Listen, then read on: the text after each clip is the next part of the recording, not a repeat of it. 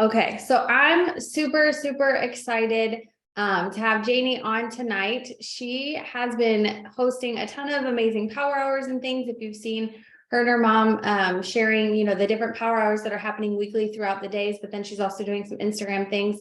So we're going to talk a little bit about that, but I wanted you guys to hear from her and just sharing some of the tips and things. But Janie, if you'll start with just your story and then we'll go from there. Hey guys, I am Janie Smith. I am a double diamond. I've been in technically about 4 to 5 years, but I really dove in about 2 years ago. And so I always say I've just been in for two. My mom is Tracy. She is the one that got me started in here.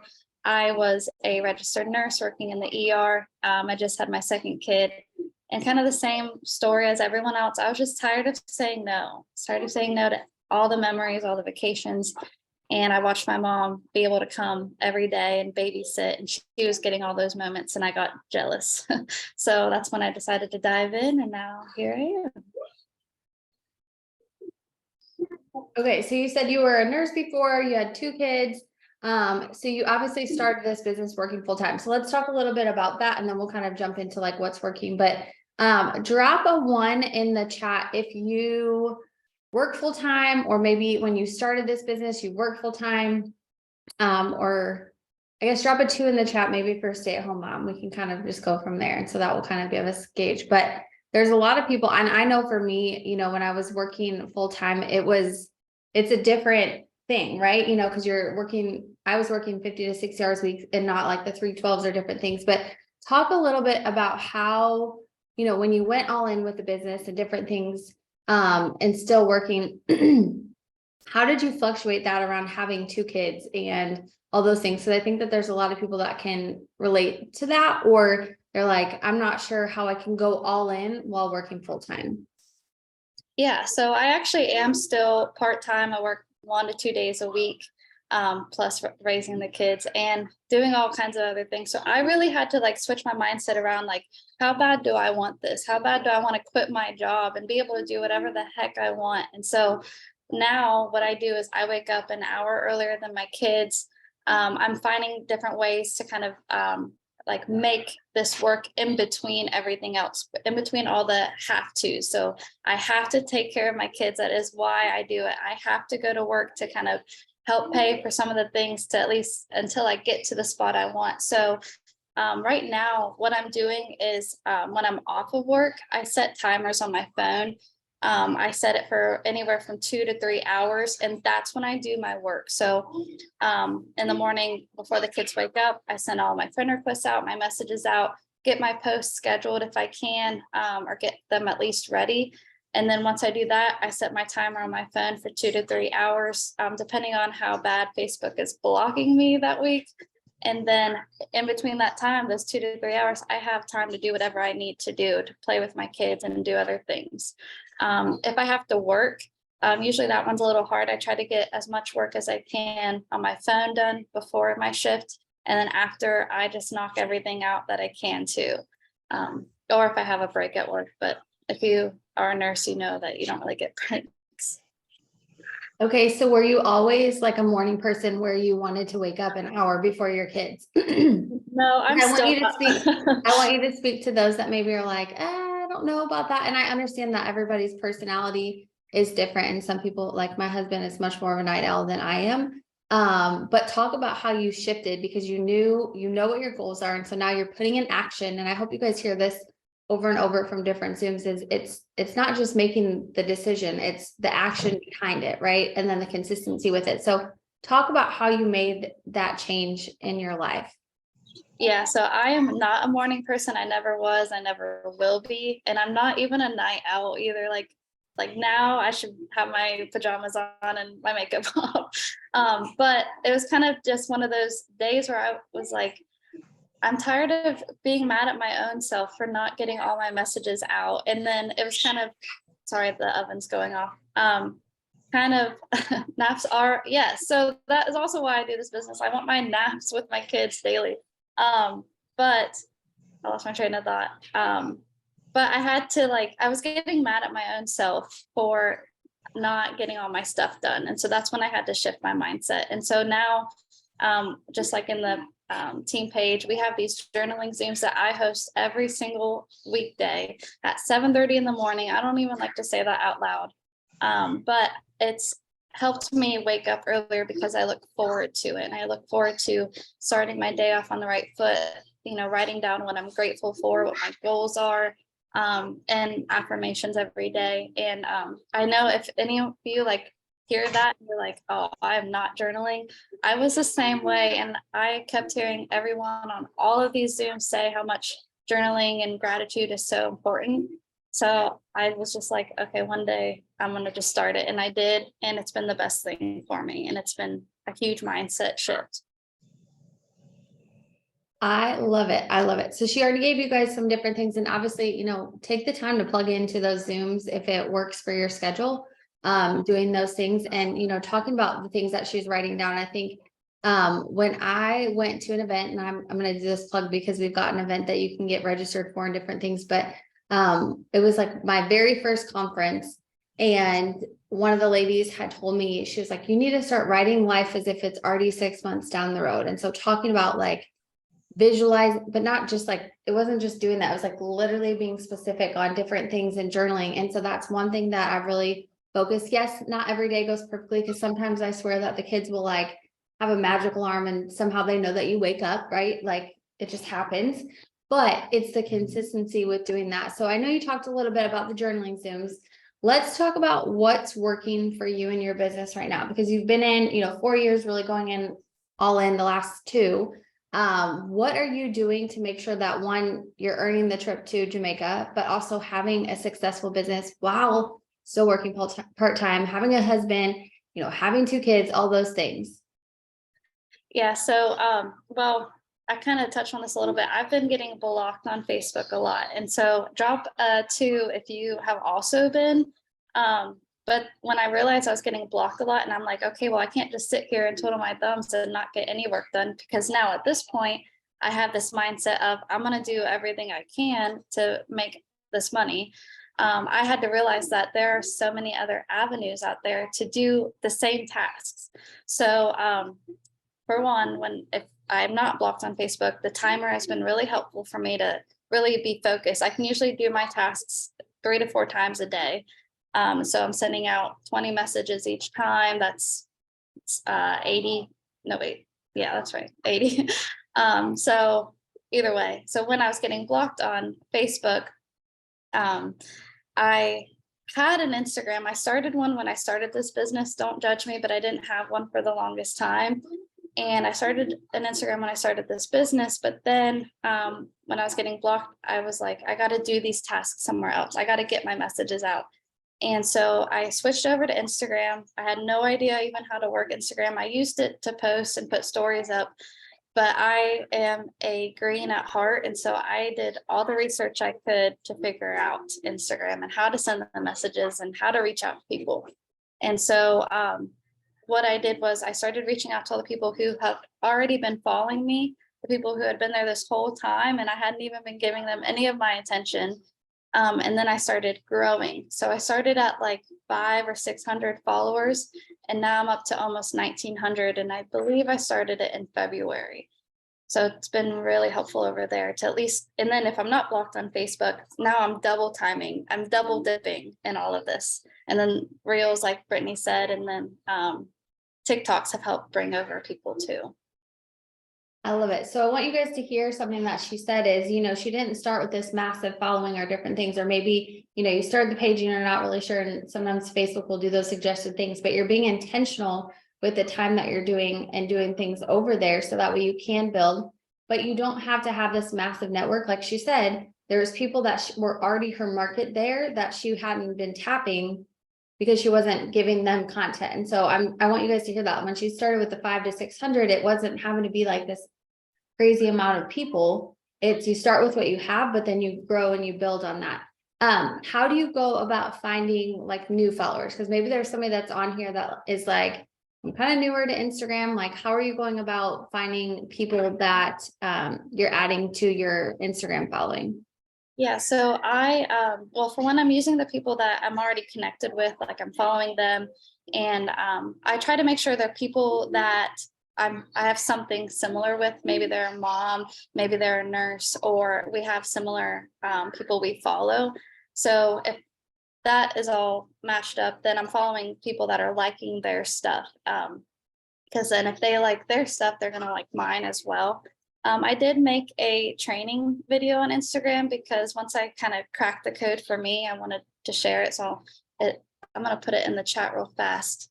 But then also another thing too that has been really key, and I mentioned it in the video, is searching boutiques like clothing stores on Instagram because I had to think about what my market was with It Works. It's people who want to look better in their bodies or keep up with their bodies as they are, and people who maybe want to spend some money and have the extra money, or wanting extra money to buy the clothes that they're buying at clothing stores. So I searched like clothing boutiques and I search a random state, and then I'm following from the people that are liking that stuff too. I love it. So a couple of things that she mentioned, is really just focusing on what her market is and who she can connect to, right? Because at the end of the day, I wouldn't go and add a bunch of people that I wouldn't have like-minded things with, because when they come to my page, that's not what they're going to get, right? If they're I don't even know, like I used to say hunting wife, and then I moved to Texas and now my husband hunts. So that was like, now, that's a whole different thing. But life, figuring out those things that work for you and your network and what you're going to share, and talking about those things. So let's talk a little bit about mindset. And I know you're doing the journaling and different things, but do you do any like different self-development, or is there a book that really touched you that it's helped you grow your business and your mindset? So me lately, well, ever since I started this business, everyone talks about reading self-development books. And then, as we've already talked about, my schedule is very hectic and crazy, and I cannot read a book while my kids are yelling at me constantly all day. So I started diving into audiobooks, and they've been so helpful. Like maybe driving to work in the morning, I will listen to it. If I'm in the shower, like they have these little shower speakers for $5 at the store. You just throw it in there. And if you're a mom, you know how random it is that you get a shower, but every 5 minutes counts. And then maybe during nap time, I listen. And so audiobooks have been really helpful. I actually just finished the You Can Do Hard Things by Sherry Lynn Alcala. And that is actually what made me really get into journaling, because she was saying how every day she would write down, I am an ambassador diamond, like speaking it that she already is. And so I was like, I need to do that. And then I was like, well, if I'm already going to do that, I might as well just start journaling. And so that's really what switched that mindset for me too. All the audiobooks I've listened to have really helped, but hearing her say that and now seeing where she is, she's basically the CEO of the company. I'm like, well, heck, if she can do it, I can do it too. So yeah, podcasts are really good too. I love it. I put my like AirPods, and then I put a towel like on the days that I'm not going to wash my hair, and I put it in. It's like the best thing ever, because sometimes too, like if I decide that I like want to sing while I'm doing something, like ain't nobody gonna stop me like when I'm in there, because if I need worship music that day or something like that, it's literally the best thing. So I absolutely love that. Okay, so let's talk about enrollments, because obviously what's working right now, you talked a little bit about your Instagram. How are you signing Perks members and distributors? Like, what is your main focus? Because obviously we know points are attached to Jamaica and earning that trip. But what would be your biggest tips as far as enrollments go?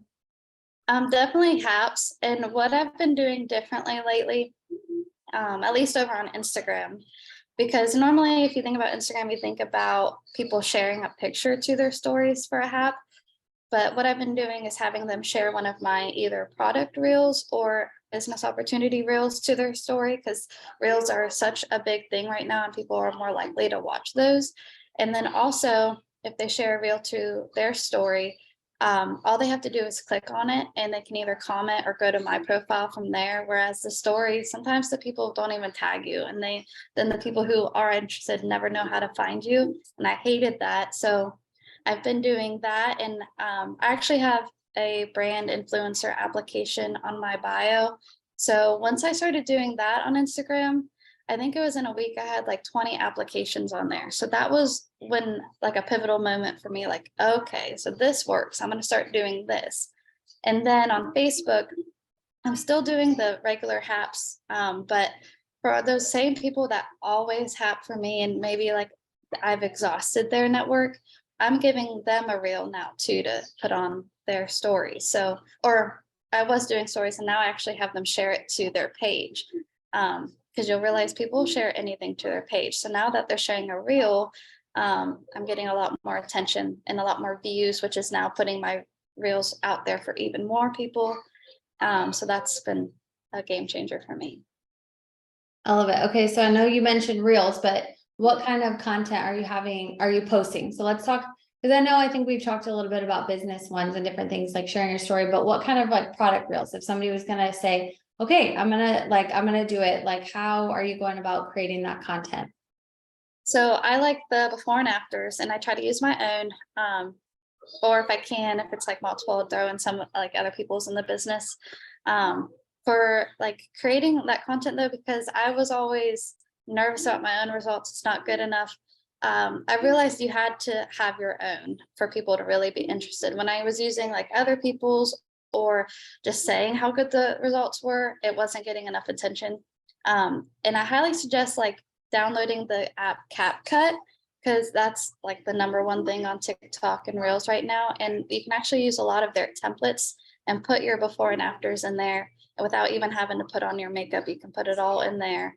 And then for like opportunity videos, I always try to like just take a video. Like I took one last week of me just like journaling and just showing how like I'm just sitting here drinking my coffee, not having to rush off to work, and then putting the words about like I'm hiring or whatever. And so people are seeing that and like thinking to themselves, probably as they're at work, like, oh man, I wish I could just like sit there and drink my coffee for once and make money doing that. And so having that like seeing me do it, I guess, with results and the business helps them kind of picture it for themselves too. That's awesome. And just the simplicity of it doesn't have to be anything crazy. It doesn't have to be perfect. Like you said, it's just the simplicity. Okay, so one last question. If you guys have any questions, put it in the chat because I feel like we're moving through some really good info, but like this has been just really great reminders on everything. But one thing that you always hear me ask every single person at the end of every Zoom, and I'll go over questions if they're in the chat, but if you could go back, because obviously, you said you went in like fully 2 years ago, but if you could go back and tell yourself one thing, or maybe just something that's on your heart tonight that you wanted to share, what would you go back and either do differently or tell yourself like that one piece of advice? I wasn't prepared for this one, and I know you ask it every time. I think it would probably be. You weren't getting away with it. You weren't getting away. I have to ask everybody. I'm like, haven't I given you enough? I think it would probably be if it's working for you, don't change it. I guess we have like Zooms from all different people all week long. And for me, like when I first started, it was post 3 times a day, message this, message that, and that worked. And then there were other Zooms from maybe like other sidelines or whatever that would say, oh, well, you only really need to post once a day. And I was like, well, that would make my life easier. But so I would start doing that and I realized things drop. And so if it's working, don't change it. And then also don't skimp on like power hours and Zooms and stuff. If you can, like definitely make it on, because like for our power hours for Facebook that we do every day, we constantly like, it's not just your typical power hour, like we're bouncing ideas off each other and learning from each other. And so we always like, I try not to ever miss one because I always learn something new. And so yeah, don't change anything if it's working, and try to make every Zoom that you can. Hopefully that's okay. I love it. Yeah. And the power hour guidelines have been super helpful because even if the day's like summer's crazy for me, so my schedule's different and it's not the flexibility to hop on at that time, but I still use the power hour when I'm setting up my, my time slots that I am doing my things and all that. And it just makes life a lot easier. So thank you so much, Janie, for hopping on with me. I appreciate all the tips and different things. And y'all, if you have any questions, after we'll post this recording and you guys can comment them, but I appreciate you taking time out of your evening, and these were absolutely amazing. So we will see everybody next Monday. Bye, everyone.